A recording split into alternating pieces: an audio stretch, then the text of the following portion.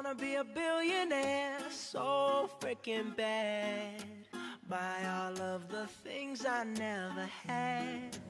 Good morning Team Philippines, Team Saudi Arabia, Team Singapore, and Team USA. Akong upline CJ nyo at nandito kami sa probinsya. Saan? Sa Naik. Bakit kami nandito? Kasi nandito kami para makita kung saan nagsimula ang lahat.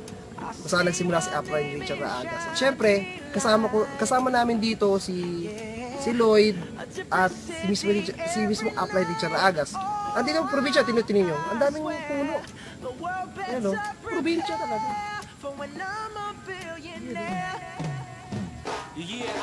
Oh, probinsya talaga siya. So, ipapakita namin sa inyo maya-maya kung ano ba yung naging buhay niya dito. So Lloyd, panatan mo na. Guys, good morning. December 25 ngayon, since wala namang kaming Pasko, kumbaga nagkaroon kami ng isang throwback ngayong araw na to. Kumbaga nagkaroon kami ng flashback. Alas 3 ng hapon, nandito kami sa isang liblib na lugar, sa isang lugar na tinatawag na Palangge sa Naik, Cavite. Ngayon, kasama ko ang upline Richard namin, pinakita niya sa amin kung anong pinagdaan niya dati, kung anong buhay meron siya dati. At maganda, makita mo na kung saan siya nanggaling. Ito ang bahay niya, si Richard Raagas. My name is Richard Raagas. Ito yung pinagmulan ko. Nakakwento ko lang pa sa mga OPT ko, sa mga presentation ko. Dito ako nanggaling sa Naik, nahirap na yung buhay. In reality, gusto ko makita rin ng mga tao talaga. Kung totoo ba yun? So ayun, nakikita mo yung background ng likod ng bahay namin. Ito yung bahay namin. Kita mo, no? Isa rin, no? Yan yung bahay ko. So wala na yung mga parents ko. Dati dyan kami dumadaan, no? Hingi kami ng kasing. Hello. Kaya yung bahay ng isa yung bahay naman ng child. So, kaya kung gusto makita ano yung pinagmulan ko para ma-inspired ka.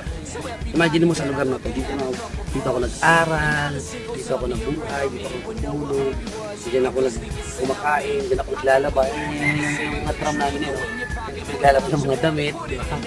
So, nakikita mo kung anong buhay meron kami before. Hindi ko maisip na dito na ako sa buhay na meron ako ngayon. Nakaka-inspired. Kaya sabi nga, pagka may pangarap ka pala, paniwalaan mo lang, gustuhin mo lang, gawin mo lang, pagsikapan mo lang. Nangyayari. Nakakabaliw rin. Kaya kita mo yung bahay namin dati. Yung yero na yan, yun yung mga yero pa na kinita namin ang papa ko sa rubber stamp at sa susi.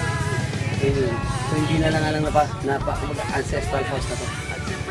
So, sinagkakala na ngayon, pero na ako sa sikat na subdivision sa Baco, malapit pa doon, meron akong condominium sa harap ng mga. Tapos, meron na akong kotse, nakapag-travel na ako ng ibang bansa. Of course, Millionaires Club.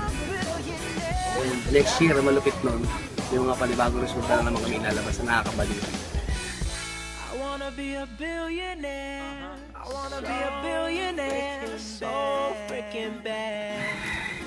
Kung nanonood ka ngayon, isa naman sabi ko sa'yo, gawin mo na agad ng paraan 7 minutes. Dahil doon ako nagmula. Yun ang sinimulan ko. Kaya ito na yung nangyari sa akin. Guys, thank you very much sa inyo. Hope na-inspired ko kayo. My name is Richard Raagas. Yan sa mga millionaire circle ng Global Ambassador, US Qualifier, lahat na meron. Good morning. Yeah, a different city every